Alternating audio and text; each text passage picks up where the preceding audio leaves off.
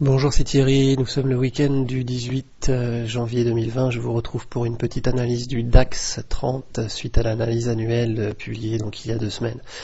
Pour rappel avant de commencer, le contenu de cette vidéo n'est pas du tout un conseil d'achat ou de vente d'aucune sorte, simplement quelque chose qui, à titre pédagogique, vous montre un peu comment je fais de l'analyse technique et où est-ce que je trouve les supports et les résistances qui me permettent ensuite de prendre mes propres décisions de trading, vos propres décisions étant bien entendu tout à fait personnelles. Alors, on va retourner voir un petit peu notre ami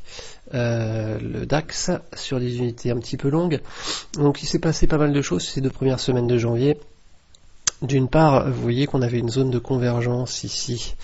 de résistance que je vous avais évoqué il y a 2 semaines, où passait une bande de Mogalef, la Bollinger sans période, une résistance rouge haussière. Alors la première semaine de janvier a vraiment permis de créer une jolie bougie verte et de réattaquer toujours au sein de ce biseau potentiel, vous voyez, la résistance. Et puis, alors évidemment, comme on est dans un faisceau de résistance que j'avais évoqué, eh bien la bougie suivante n'a pas explosé à la hausse et pour l'instant, elle est toujours dans cette nasse. Toutefois, on observe des petits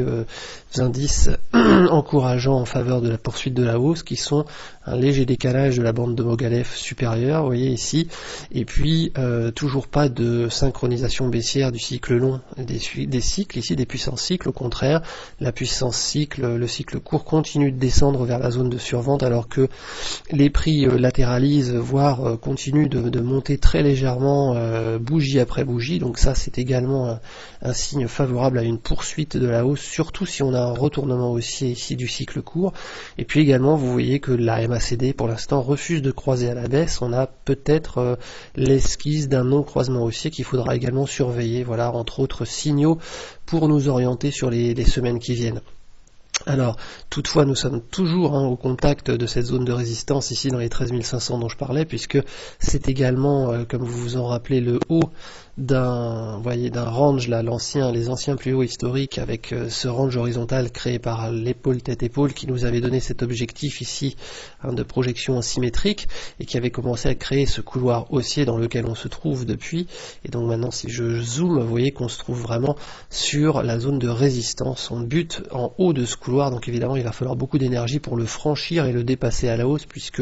il a été validé à plusieurs reprises sur ces différents sommets que vous voyez ici. Et puis également sur les plus bas, vous voyez, on a un magnifique couloir ici avec deux lignes parallèles très nettes. Donc pour s'affranchir de ce couloir et en plus du haut du range horizontal, on a un peu décalé la Mogalef, mais c'est clair qu'on est toujours dans cette zone de résistance, d'autant qu'il y a également une Bollinger sans période horizontale ici, vous voyez, sur l'unité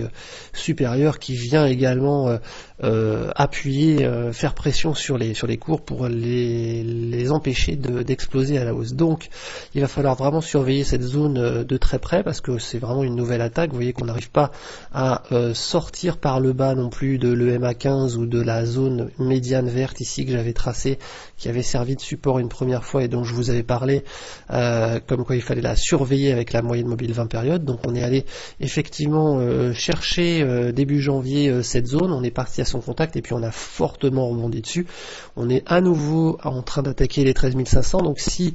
le ressort qui se comprime actuellement arrive à libérer suffisamment d'énergie, eh bien on pourrait partir plus haut, peut-être directement vers la zone de résistance suivante qui se trouve, vous le voyez, au niveau MLH sup de cette fourchette d'Andrews ici en hebdomadaire, dans la zone des 14 000, voire un petit peu au-dessus. Et vous voyez que la zone des 14 000, voire un petit peu au-dessus, eh bien, elle correspond aussi à des résistances sur les unités supérieures. Elle correspond ici, 14 050, vous voyez à peu près 14 060, à la médiane de la fourchette d'Andrews rouge que j'ai tracée là-dessus, sur l'unité mensuelle. Et même si on va sur des unités carrément supérieures de très long terme, comme l'annuel, vous vous rappelez, je vous en avais parlé donc en début d'année, si vous faites un report de range entre le plus bas ici et les plus hauts ici, vous voyez, eh bien vous arrivez à une zone qui correspond à peu près à 14 000 et des poussières également. Donc si jamais nous avons une impulsion haussière dans les prochaines bougies hebdomadaires qui parvient à nous emmener vers les 14 000 ou un peu au-dessus de la zone des 14 000, Il faudra également être vigilant, j'y vois une zone de résistance majeure sur plusieurs unités de temps. Donc en attendant, voilà, sur le court terme, on va regarder si on arrive à casser ces 13 500, ce qui pourrait libérer l'énergie, là, si on arrive à s'affranchir de tous ces réseaux de résistance, effectivement, à s'affranchir de ces faisceaux et à libérer l'énergie pour atteindre peut-être assez rapidement la zone des 14 000. Ça, voilà, pour l'instant, on ne peut pas le savoir. Seuls les supports et les résistances nous permettent un petit peu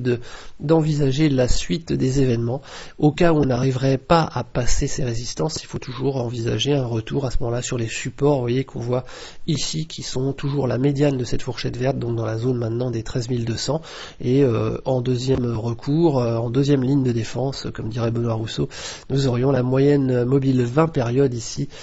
qui continue de soutenir les cours, donc juste en dessous, et qui passe maintenant par la zone des 13 000. Voilà, je vous souhaite d'excellents trades pour ces prochaines semaines.